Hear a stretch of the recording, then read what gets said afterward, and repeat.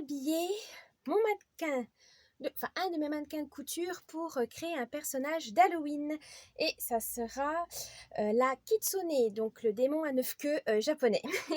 Donc ce que j'ai trouvé une perruque blanche, voilà, un kimono, le petit éventail et surtout le masque. Alors, il s'illumine dans la nuit, il faut juste que j'ai des piles. Est-ce que j'ai des petites piles? Oui, enfin des grosses piles. Hop.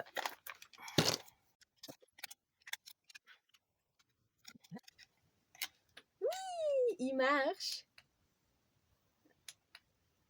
Génial. Super, donc ça marche. On va le mettre en dernier. D'ailleurs, il faut que je rajoute des attaches pour mettre le masque. Donc, on va commencer.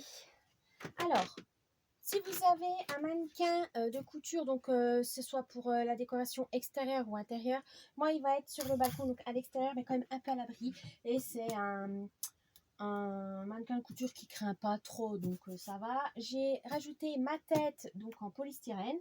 J'ai bien scotché au corps et j'ai même rajouté des épingles à couture, enfin des épingles, parce que pour que la tête ne s'envole pas. Alors, on va commencer par mettre la perruque. Si ça me... Oui. Voilà. Voilà. Ensuite, on va mettre le kimono. Si je ne me trompe pas, je crois que c'est du côté gauche en premier et le côté droit après. Je ne suis pas sûre. Mais bon, on a Halloween, même si on se trompe que c'est signe de mort ou que ce soit, tant mieux, c'est Halloween. Ensuite, on a ça. On a la ceinture et ça derrière pour faire le petit nœud, même si on ne le voit pas. C'est le détail qui compte.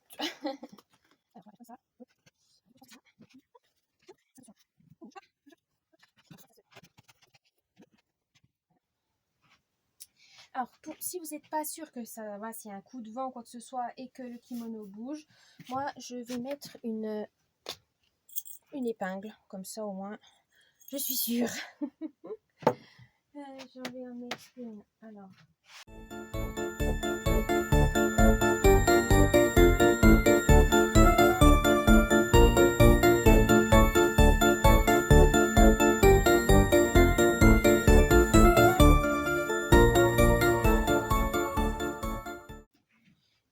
Je vais piquer derrière aussi pour pas que ça alourdisse la ceinture devant et que ça parte à volo.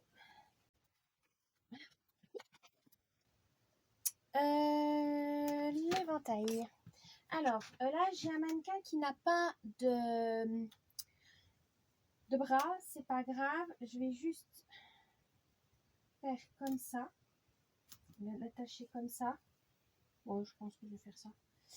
Et quand je vais l'installer correctement, je pense que je vais mettre peut-être un fil ou quelque chose pour que ça tienne. Mais pour l'instant, on va faire comme ça. On verra.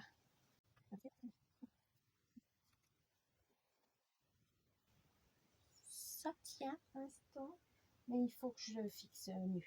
Ah, je sais. Suis-je bête? Pour cacher ça, on va le mettre comme ça. Voilà. Le masque. Et bien là, pareil, je vais utiliser des épingles pour fixer.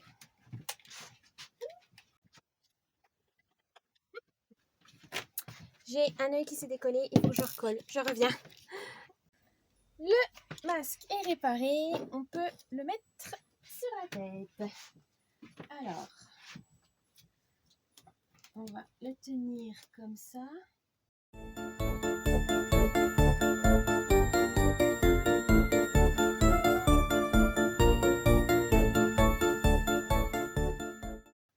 Voilà. Et le mécanisme, je vais le cacher derrière, mais je vais aussi le coincer pour pas qu'il tombe et puis qu'il alourdisse le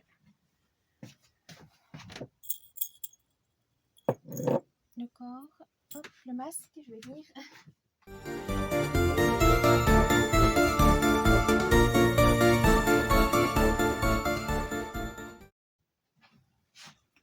je n'avais pas vu. Je me suis compliqué la vie. Il y a une attache après. Et ben on va la mettre. Hop. Comme ça, s'il y a du vent, au moins, il sera accroché correctement. Voilà. Voilà. De toute façon, on ne voit pas derrière. Hop. Et l'élément pour une kitsune, le plus important.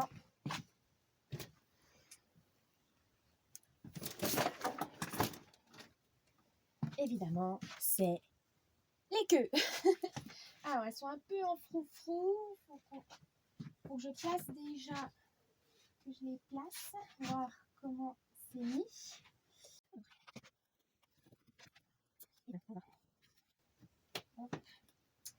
Ah, j'aurais dû mettre la ceinture après.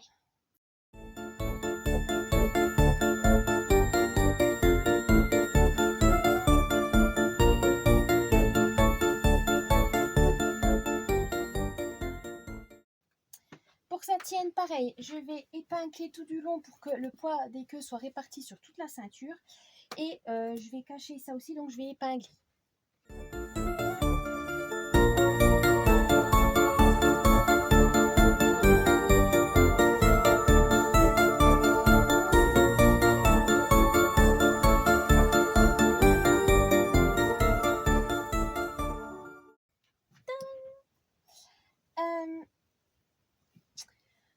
Voici la kitsune.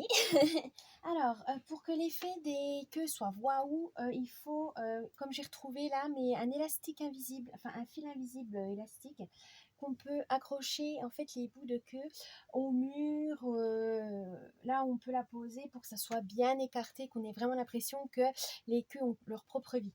Donc ça serait sympa, mais ça faut que je fasse une fois que je l'aurai posé. Mais voici la kitsune. Je vous dis joyeux Halloween!